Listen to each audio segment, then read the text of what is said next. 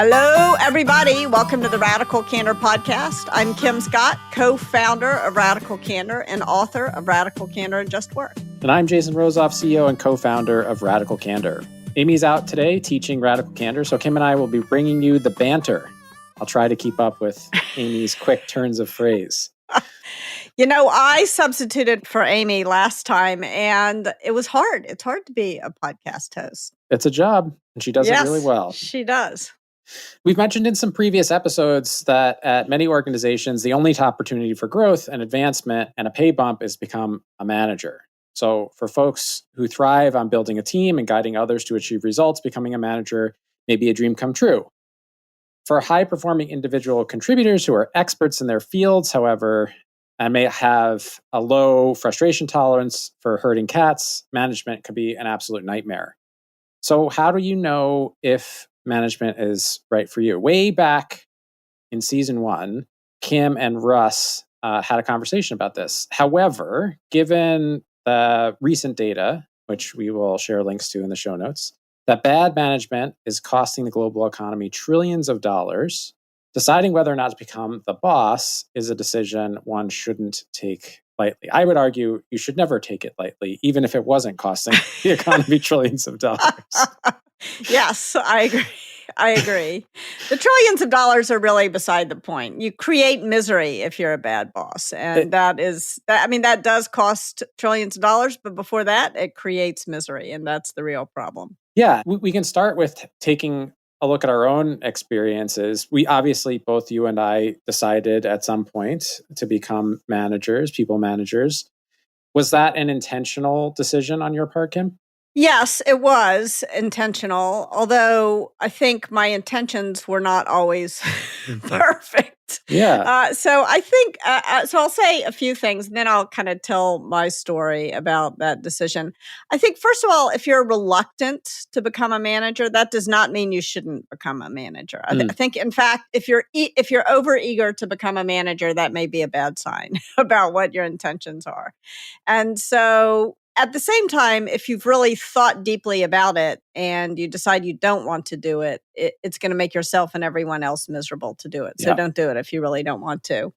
I think one of the best questions that a professor of mine, Richard Tedlow, ever asked was, do you want to be a manager or do you want to do the things that managers do?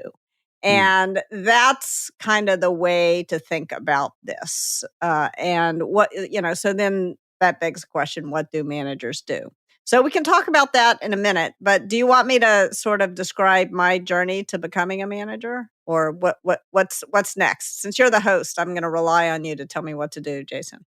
Yeah, actually, before we go on to, I think our goal in this episode is to help listeners start to answer the question whether being a manager is right for them. And hopefully by sharing our own experiences, we'll give them some thought starters at the very least, if not guidance, about whether they might be on the right path. But I'm kind of curious, what do you think you said your professor, what do you think he meant by that question? What was he trying to distinguish between, because it's cleverly worded. Yeah. Be and do. Yeah. So I think what he meant is, I think bad reasons to become a manager are because you want sort of the authority that comes with being a manager. You want the power that comes with being a manager. You want the money that comes with being a manager. And none of those are good reasons to become a manager. Those are kind of I want to be the boss. That is not a good reason to become a manager. Whereas if you enjoy helping people improve, if you kind of have that coaching mindset where you're really interested in helping people get better at their job, that's one of the things that managers do through feedback. If you have a dread, a lot of people describe that they have an existential dread about feedback, and that's okay. I think that's actually very human and normal. But if you have some interest in overcoming that existential dread and being the person who's willing to both hear it and to give praise and criticism, that's one of the things that managers do. And another thing that managers do is they build teams. And part of building a team is deciding who you're going to hire, who you're going to promote, and who you're going to fire. And those are hard, really difficult things to do. And you've got to be willing to do those and to take that seriously. And then, of course, managers get stuff done. You also need to, as you get stuff done, spend time listening, helping people clarify their thoughts. You need to be willing to create a culture of debate. You need to be willing to help others persuade each other, and that whole get stuff done wheel that we've talked about. So you don't get to jump directly to implementing ideas that you have. There's a lot of stuff you got to do before that. Right. So I actually think that's a perfect segue into our first topic, which is, what is it really like to be a manager? You just described a bunch of things that managers do, but what is it really like to be a manager? And I wonder if you have any stories that you feel like encapsulate what it is like to be a manager. Yeah, I mean, one of them is a story that I think I've told, but maybe bears repeating, which is I had started this company, Juice, and I walked into the door, and I had planned that day to set aside the first 2 hours of the day to make an important pricing decision. So I walked in the door and ready to, I was in this, I'm going to crunch a bunch of numbers and figure out how to price this product. And somebody walked up to me and was having a major health problem. So I had to stop and talk to him. And we spent about 30 minutes talking and having a cup of tea. And I encouraged him to go home and take care of this health issue that was coming up. And then I walked past another employee, and his child, I knew, was in the intensive care unit. And so I couldn't just say, "How's it going?" or say nothing. So I spent some time talking to him. And then, and again, encourage, like driving my employees out the door, encourage him, even if he didn't need to go back to the hospital, to go home and sleep or go take a swim or just to take care of himself for this period of time, because he was under, incredible emotional and practical stress. And so now I take a deep breath. Okay, well, I still have about an hour or so to work on this pricing decision. So I passed by another employee, and his daughter has just won like the #1 math award in the city of New York, which is a big deal. So now I'm like having to shift very quickly from sort of having compassion for one parent's real terror and celebrating with another. And so it's like emotional whiplash. And by the time I finally sat down to try to make the pricing decision, I felt wrung out. So I went into a private room and called my coach, and I said, "Am I an emotional babysitter or the CEO?" Stupid question. And she said to me, "This is called management, and this is your job." Yeah. So that moment for me was a realization that a lot of this work that felt like sort of a sideshow was actually very central to the job of being a manager. And actually I realized I care about that's way more interesting than the pricing decision. And the pricing decision still had to be made. And so I think that for me is what it's like to be a manager. A lot of the work that you're doing, it doesn't feel like it is your job, but it is your job. I feel like every manager that I have managed has come to me with essentially that same question. Yeah.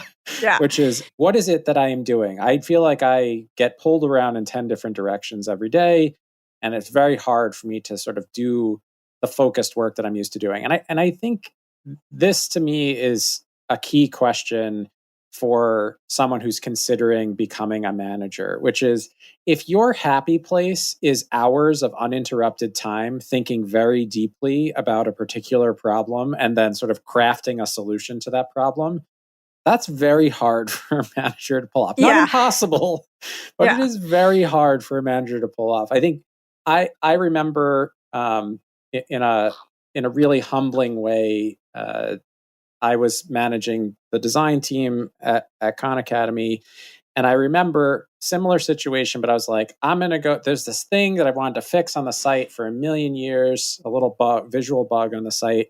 And today I'm going to fix that bug, and I'm going to like check in some code for the first time in a really long time. So I go and I sit down and I start to fix this bug. Similar thing, a parade of interruptions. Yeah. Walk into my office. And it was emotional whiplash in the same way that you're describing. Someone was dealing with a personal problem. Someone was dealing with a really difficult work situation and they needed some advice. Someone was actually looking to brainstorm with me because they had a problem that they were trying to solve and they wanted my input on it. And I remember getting to this, this is like morning into lunchtime and it's late. So it's like 12:30 or 1 o'clock in the afternoon. And the last sort of interruption is walking out of the office. And I said, I'm really looking forward to getting back to fixing this issue that, this bug that's been around the site for a long time. And he looked over my shoulder and he said, "Oh, you can't fix it that way. If you fix it that way, it's going to break these three other things." And he's like, I have an idea of how to fix it. So I'm just like, give me 5 minutes. And he went back to his desk. 5 minutes later, he had checked in a fix for the whole thing. So like this like whole plan that I had, not only was it like, did I not have the time to do it, but I was going about it the wrong way. And part of the problem was I didn't have the time to I wasn't in the work in the same way that I had been for a long period of time. And I remember the feeling of chagrin. I was sort of like embarrassed that I was like, oh, I'm so great. I'm going to figure this out. And he was like, no, you're going about it all the wrong way. And in 5 minutes he had solved it. So I had set aside a whole morning to solve something that a person on my team could solve in 5 minutes better than I could. Yeah. And that was the moment where I realized, oh, that's not the job. The job isn't to like swoop in and fix a particular thing. The job is to know who on the team is really great at fixing that kind of thing and make sure that they're aware that it's a problem. And then we can figure out how to get it fixed the right way in less time. Yeah. I had a similar experience where when I was managing the AdSense team at Google, it was really important to me that everyone who was managing still was getting their dirt under their fingernails. That they were doing the core job, that they were answering some of these, for example, customer support questions. Yep. And so I like made a really big deal of demanding that all the people working for me spend a certain amount of time each week answering customer support emails. And finally, someone right out of college on the team came to me and very quietly said, "Could you please ask your managers to stop doing that? They mess up everything. They're creating way more work for us." And so figuring out, so we had to come up with a different way where they just observed people working, but they still spent the time understanding what was going on. So it's important to know how to do the work. But often when you sort of dip in and dip out, you cause more harm than good. Right. And I think the catch is that you're used to being a value, like theoretically, you're used to generating value through individual actions. That most people's work experience is generating value through individual actions. And all of a sudden you're being asked to do a job where your job is to help other people generate value through their individual actions. And maybe even if you're doing really well as a manager, to help them collectively do more than they could do individually. Yeah. Yeah. And that's a very different thing from doing it yourself. I mean, and just because you like to spend long hours of uninterrupted time thinking doesn't mean you'll be a bad manager. I mean, correct. I'm a writer, and so when I am in writing mode, I am spending long hours of uninterrupted, and I love that. For most of my career, I couldn't support myself writing, and so I spent most of my time being a manager, and I did spend a little bit of time. I wrote a novel while I was managing teams at Google, but I did that. I didn't have a lot else going on in my life. And so I did that sort of early in the morning and late at night. So you can do both, but it's tricky. And I think we're pointing to a couple of different types of tension, which to me is part of why we get stories like the essay that Mitra Kalita wrote in for Time. They're the co-founder and CEO of URL Media. They called the first year of being a manager the worst year of her life. Yeah. And it turns out she's not alone. An HBR survey of first-time managers found nearly 2/3 are uncertain or anxious about their new role. I think this transition is quite challenging. It's quite challenging to shift gears in this way. And I think it's also challenging if you feel like you don't either have a great role model or great support to learn how to do the new things that you're expected to do as a manager. Yeah, I mean, when I started Juice software, I remember a friend of mine said to me, "Oh, Kim, this is a hard situation for you because you hate the man and now you are the man and you're not even a man." And so it was tricky. It's especially if if you've learned what management is from negative examples instead of from positive examples. It's hard. But even if you've had positive examples, it's hard. And I don't know what the solution to this particular problem that I'm about to describe is, but one of the things that we found at Apple is that teaching people about management before they came managers didn't work very well. And that was when they had time to learn, and then teaching them after they became managers also didn't work that well because they were so busy. Yeah. And so there's sort of you may spend years learning how to become a lawyer. You may spend years learning how to become an engineer or to develop your sales skills or whatever it is that you do in your function. But most people get at best a day and a half long course about how to become a manager. And it's one of the most difficult things you can do. And so figuring out like how to speed up that learning process so that people, I think what happens usually with people is that they're sort of thrown into the deep end. And the problem is when you're thrown into the deep end of management, not only might you yourself drown, but you might drag 10 other people down with you. And that's stressful. Yeah. And I think for leaders out there who are thinking about how do we create a sort of career path around management, Kim, I think you have some words of wisdom for them. Because in Radical Candor, you said, when management is the only path to higher compensation, the quality of management suffers. And the lives of people who work for these reluctant managers become miserable. So at the very least, Yes. It cannot be the only way to succeed. Given how challenging it is to become a manager, there needs to be another path for growth. Yeah, and it's really important. I mean, and I think it's really important, and that in at tech firms that was pretty well developed, at least at Google and Apple, where I worked, for engineers. So if you were an engineer at either Google or Apple, you could progress along a technical career path or a leadership career path. And at Google, at least, the technical career path was actually more prestigious than the management career path. It was more sought after and maybe slightly better paid. And that was important, not because I think a technical path is worth more necessarily than a management path, but because in the usual course of things, the managers wound up with all the power. So they sort of had to create a counterbalance to that. When I was teaching this class, managing at Apple, I remember there was one very awkward moment where we would always bring in these leaders at Apple to talk about management and what it was like managing at Apple. And one day we brought in this engineer who I didn't really know, and I didn't vet these people. They just sort of came into the beginning. So I'm teaching this class, managing at Apple. And this guy said, "Yeah, I'm glad you all are doing this because my agreement at Apple is don't make me manage anyone and I will not quit." It was sort of very awkward. Everybody was like, but I think that's a real attitude among people. Is some people have this dread of management, and if you dread it, if you understand what it is and you dread it and you really don't want to do it, then don't do it. Like, figure out. And if you're a leader, you need to create a path for people. Like, there are certain salespeople who should get bigger and bigger accounts, and they should continue to grow in their career, but not by leading other salespeople, because they're not interested in the things that they don't want to do the things that managers need to do. Yep.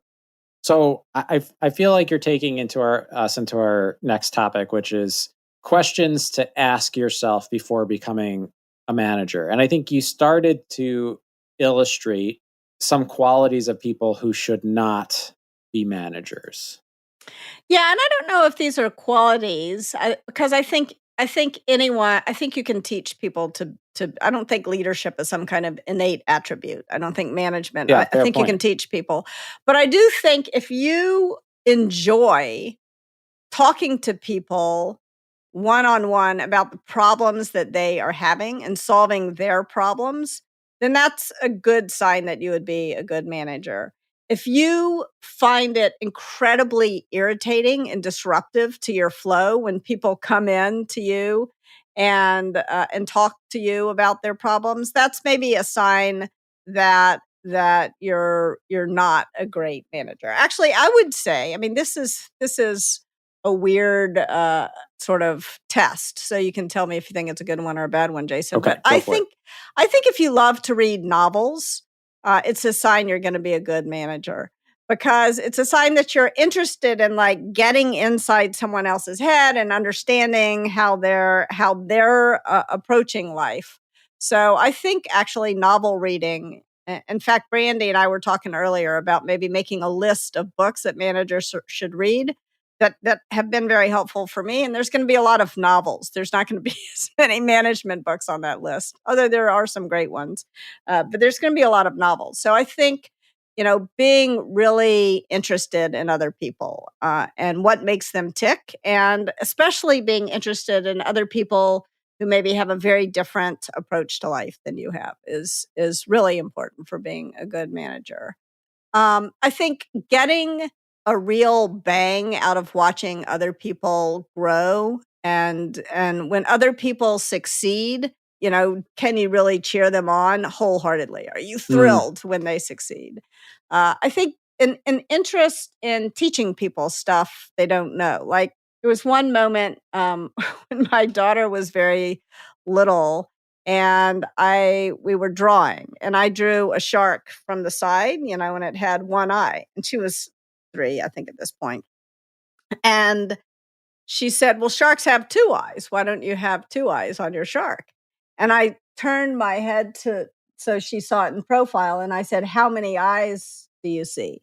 And she, her eyes got big with understanding all of a sudden. She's like, "Oh," hmm And it was like a small moment, but it was so incredibly satisfying for me to be able to explain that to someone who had no idea what perspective was.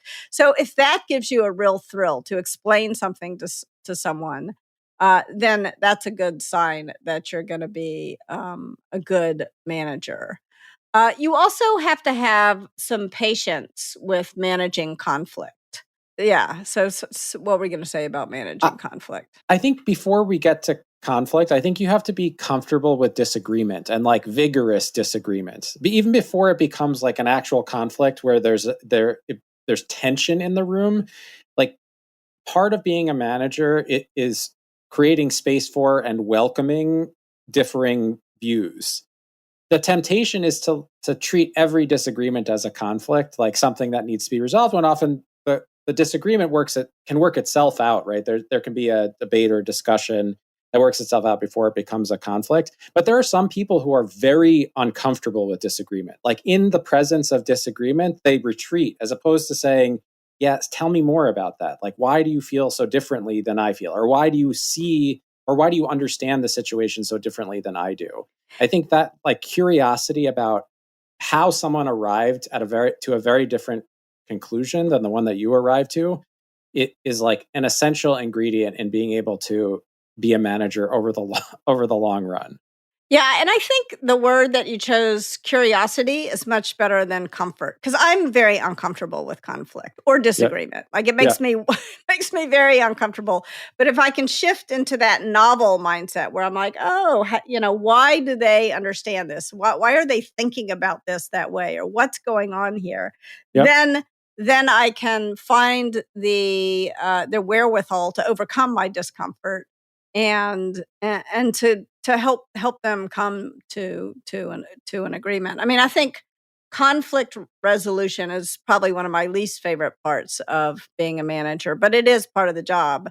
And so being able to find some way to manage conflict in a way that doesn't send you into some kind of spiral is really important. And Yeah, I think for a lot of people, it's uncomfortable. I don't think you have to be I comfortable per se. I totally agree with you. I think it is uncomfortable. What you said about adopting a curiosity mindset, I kind of see that as the flip side of the coin of the perspective story, right? Which is like, on Yeah. the one hand, it's helpful to want to show people a different way of looking at things, and on the other hand, it's also really helpful to constantly be curious for your own sake to find different ways of looking at things or different ways of understanding things. Yeah. And to be patient. I mean, my daughter was 3, so it was more natural to be patient with her. But you could imagine that one could in that kind of situation be like, "Why don't you understand that I'm doing this from the side?" You know? Yeah, And yeah, sort of taking it like, why is she asking me this question that where anytime something seems obvious to me, I know that I need to take a deep breath and realize that it's not obvious to the other person for some kind of good reason, not because the other person is stupid, but because they have a different perspective, and I need to be confidently humble. I just did a Radical Candor talk for a CEO, and he when we talked about humble as being one of the things, he said people folks need to be confidently humble, and I really liked that. Sort of, Amy and I had talked about the problems with the word humble. Uh, so humble not meaning allow yourself to be humiliated, but humble meaning curious and open. So confident, and that requires a good deal of confidence. So I think that is part of what is really helpful. so these are sort of like introspective, right? We're talking about how do we look inside ourselves and see if the seeds of being a great manager are in there, and they don't have to be innate qualities, but there's sort of interest or curiosity, a desire to learn some of the things that would make one into a great manager.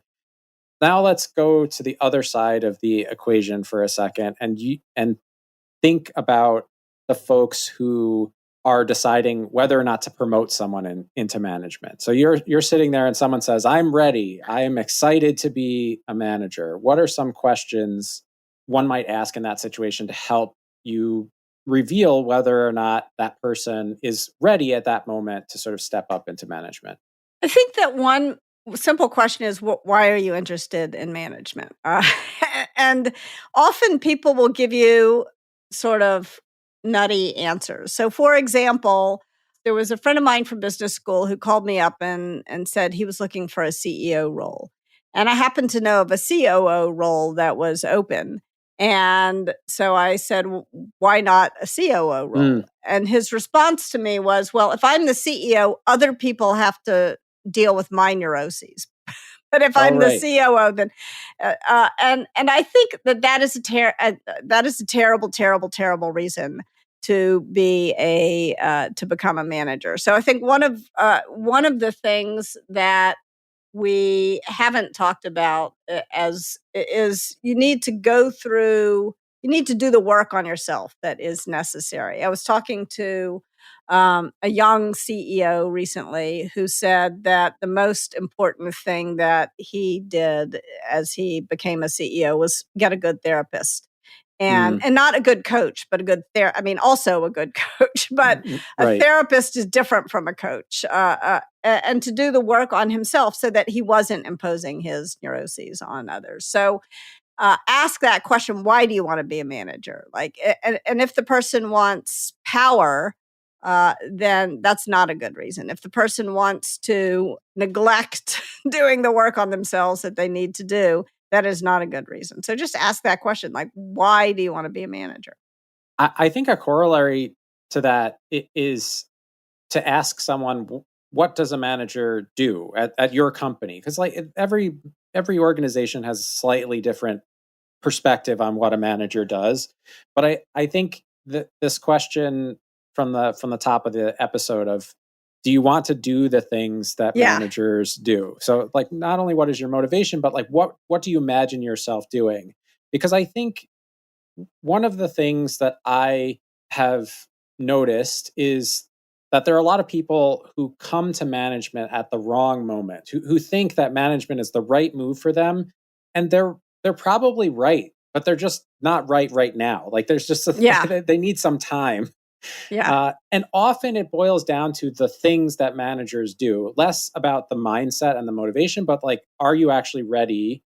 Are you going to be happy spending your time the way that a manager spends their time? Yeah. Are you going to be happy in one-on-one meetings? Are you going to be Yep. happy soliciting feedback? I mean, another great question is, what's the best feedback you've ever gotten? And asking if the person is always talking about getting feedback from their boss and never talking about getting feedback from a peer or from someone who is sort of has more recently joined the organization than they have, Yep. then that's not a great sign. I mean, you want to make sure that people are open to hearing the perspective of others. That perspective taking, there's probably many different ways of getting at it, but I mean, like another interesting question might be, what's something that someone else did or said that changed the way that you look at how we work, Yeah. or the work that we're doing at the company? Because that is the other thing that I think is the sort of like mental agility, the willingness to change one's mind in the face of Yeah. evidence that there's a better way to approach things. Yeah. I mean, another thing is to pay attention to how they behave with people who they perceive to be less powerful than they are. Mm, And so are they, like, if someone is rude to your assistant, never ever promote them to management yeah. without giving them that feedback. Take them out to lunch and notice how they treat the waiter. I think that is really important to notice how people deal with power. Or is it going to go to their head? Have you ever had someone who worked for you who came to you with regrets, who said, I have made the wrong choice. I wish I did not become a Yes. manager." Yes, absolutely. And I've always worked really hard to find an off ramp for that person that helps them achieve what they want to achieve in their career, because that kind of self-awareness is priceless, Mm. and you want to reward that. What's coming to mind is this idea of a pre-mortem. I wonder if an interesting conversation to have with someone who is considering becoming a manager is this sort of pre-mortem conversation of like, imagine your worst day as a manager. Yeah. Like everything that could go wrong has gone wrong. How are you feeling? What do you do when it all goes wrong? Because I do think there's a resilience element to management. We talked about high frustration tolerance, or the willingness to sort of be in disagreement or conflict with somebody else. But I think at the end of the day, like your advice about a therapist relates to this, but at the end of the day, there's also this element of resilience, a willingness to get back up and do it again tomorrow, even though it might seem sort of fruitless. Like there are moments of doubt. I think like I'm trying to think of like back and over the course of my career, like most of the conversations I had about either becoming a manager or seeking a promotion tended to be almost Pollyanna-ish, like positive, like, oh, like because there was a desire. People wanted to push me because they thought I had some potential, but also probably because they were like, well, Jason's reliable and he's going to take work off my plate if he takes his Yeah. promotion. So like, there's this thing that I experience where people are like, oh, it's so great being a manager and like all this other stuff. I wonder if there's a conversation to be had about, maybe it's similar to this podcast of just sharing those moments of like when things went wrong. What would you do if you found yourself in that situation? Yeah, and I think another aspect of being a manager is just dealing with stress. It's Mm, incredibly stressful, because when you're leading a team of people, one aspect of the job is almost like you're an emotional shock absorber. Like, people are yep. bringing you their stress all day long, and you have to be able to process their stress as well as your own stress. Yep. And it is really exhausting. I just think that there's so much emotional labor that is part of being a good manager that is really, really tiring. And figuring out, like, making sure that you have the wherewithal to remain calm. And at one point at Juice, I remember I realized that one of the most important things I could do was go running every day. Hmm. Like, because that's what I needed to do in order to process my own stress. And if I didn't go running every day, I was going to start snapping at people. And realizing that that was like instead of feeling guilty about taking the time to go running, whether that meant I came in a little later than I otherwise would have, or go out in the middle of the day and go running, I needed to realize that that was actually part of my job, as surely as talking to people about the stresses that they were going under, and getting enough sleep. Like there would be times where I'd feel like, oh, I could do another hour of analysis from 10 to 11, but I really need to go to sleep at 10 o'clock. And that was part of my job, taking care of myself. You want to make sure that people will be able to take care of themselves, because the stress is I think not to be underestimated.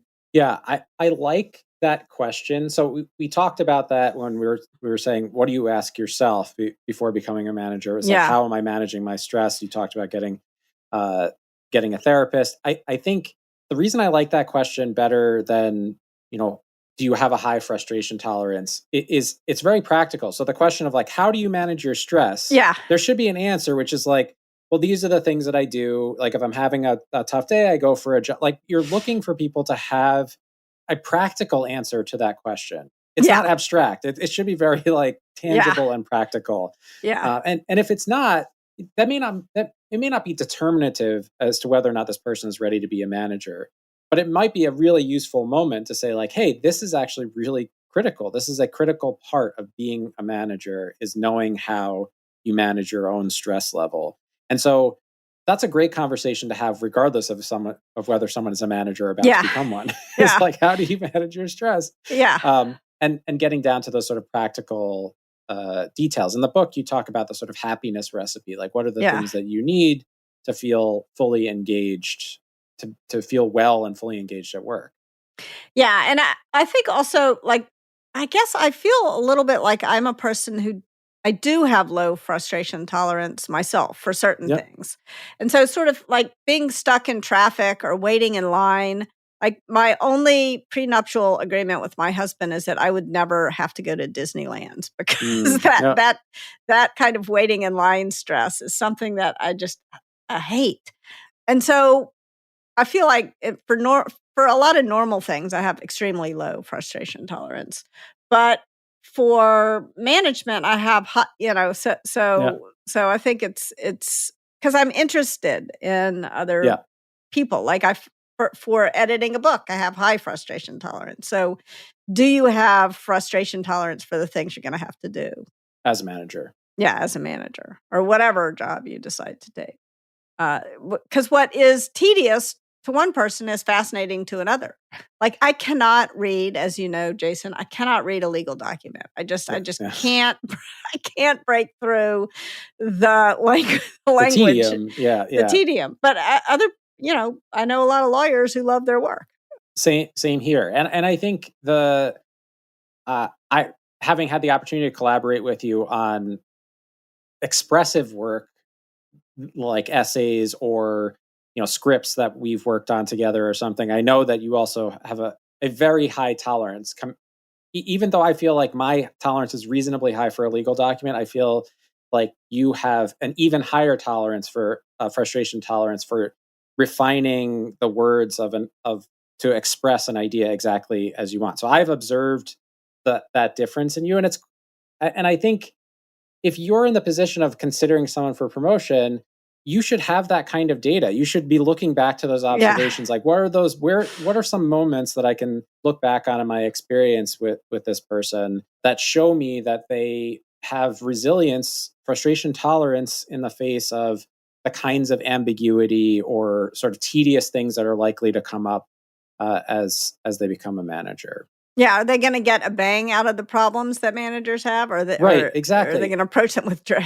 I think that in some ways, I think that is, to me, is the vibe of this entire conversation that we've had. Is that management can be incredibly exciting because it gives you an opportunity to flex a specific set of muscles that have to do with curiosity about other people's experiences, the desire to sort of empathize with other people's points of view, getting a kick out of helping people solve their problems as opposed to solving your own problems. Like, it can be really thrilling to be a manager. It can be incredibly fulfilling. It is tiring. All of these things take energy. They're not free. So it does take energy, and knowing how you manage your own energy is really important to make sure that you have it available to help people when they need it. And I think the flip side of it is it could also be horrible. Like, it could be like it could be the worst job in the world for you. If those things do not sound interesting to you, then being a manager, or rather doing the things that managers do, is going to make you very unhappy. Yeah. And that's not a bad thing, because to your point, there's lots of opportunities in the world for non-managers. Like, in fact, the majority of people who do work are not managers. Yes. Yeah. So there's lots of opportunity out there. Yeah. And there's a lot of, I would say right now at this point in my life, I'm spending more time writing, and you're the manager. I'm not we've worked it out. So I can go and have those long, I never could have written Just Work without you and the Radical Candor team taking on all the work of running the company so that I could have those long uninterrupted patches of time. Yep. So there's, which doesn't mean that I don't care about management. It's just that I know that when I'm in one mode, in writer mode, I cannot be in manager mode. Yeah. And so I think if you are out there listening to this and you're wondering if you should become a manager, I think what I would be looking for is an emotional response to our conversation. If you started to get excited when we were talking about all the hairy issues that you have to figure out, or problems you have to help solve, or walking a mile in somebody else's shoes, if all that sounded great to you, then you're probably on the right path. And the same thing if you're evaluating someone for a management role. If that's what excites them, is helping other people succeed and building a team, caring about the experience of other people, then you're probably looking at someone who maybe not right this moment, but who is a reasonably good candidate for management. But if someone is sitting in front of you and telling you, I want to be a manager, but I want to be a manager because I'm sick of being told what to do and I just want to tell other people what to do, then you're probably not talking to someone who is ready to be a manager yet. Yeah, exactly right. And I will say, when I started Juice, I started it in part because I had all these negative examples of managers who I had. And I thought, if I'm the CEO, everything will be great. And it was not great.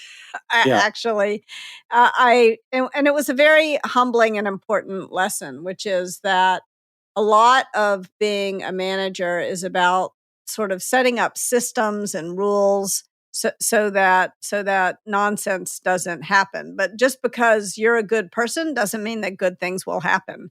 In fact, almost certainly bad things will happen if you don't design the way that your team works to be fair. Then you're going to sort of create systemic injustice, and that's no good. All right. So let's wrap up the episode today with our checklist. Tips you can use to start putting Radical Candor into practice. Tip number 1, before becoming a manager or promoting someone else to manager, ask the question, do you want to be a manager for power, money, control? Or do you want to do the things that managers do, like coaching, soliciting and giving feedback, and building teams to get stuff done? Tip number 2, before becoming a manager, commit to doing the work on yourself that's necessary for you not to impose your neuroses on others, so that you can lead from a place of collaboration and curiosity versus command and control. Tip number 3, mental agility is an incredibly important quality in managers. Are you able to change your perspective in the face of new evidence or information?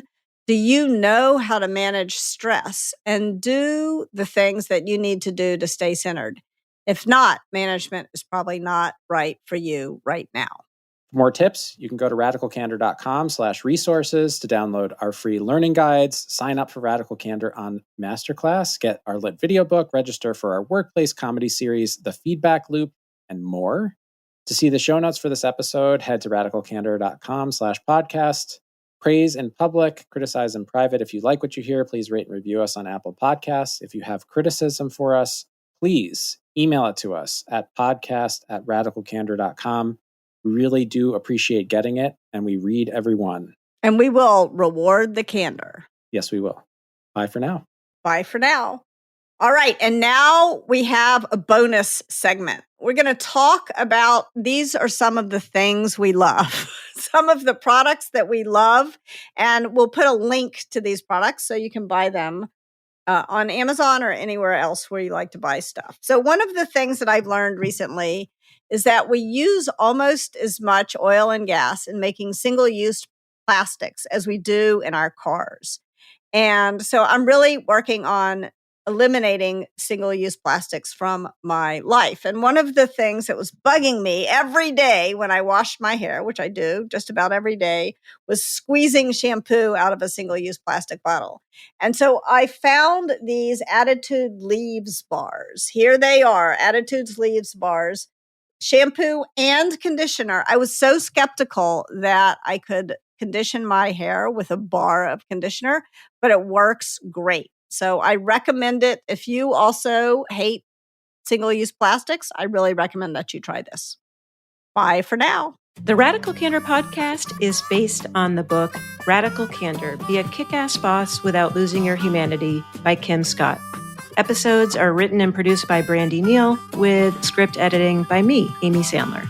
The show features Radical Candor co-founders Kim Scott and Jason Rosoff and is hosted by me, still Amy Sandler. Nick Carissimi is our audio engineer. The Radical Candor podcast theme music was composed by Cliff Goldmacher.